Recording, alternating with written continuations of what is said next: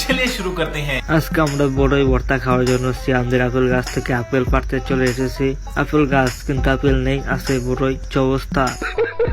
Apple পাড়ার সময় আমরা ব্যবহার করতেছি মাছ ধরার জাল, মানে মাছ নাই, আপেল ধরতেছি। এদিকে পড়তেছে মানে আপেল, আরেকজন বস্তায় ভরতেছে।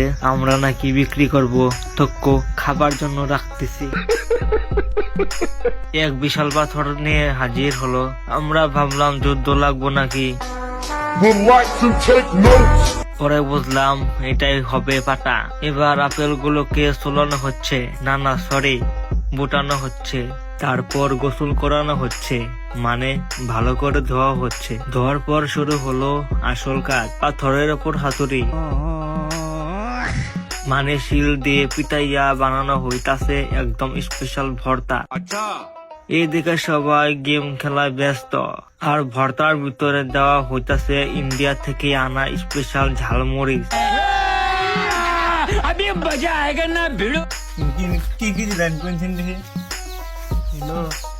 আদা বাটা, জিরা বাটা, লবণ বাটা,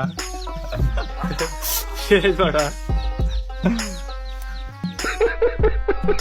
তারপর আমরা নদী নালা খেত খামার পার হয়ে জঙ্গলের ভিতরে ঢুকলাম। সবাই কে হাই হ্যালো দিয়ে শুরু করলাম।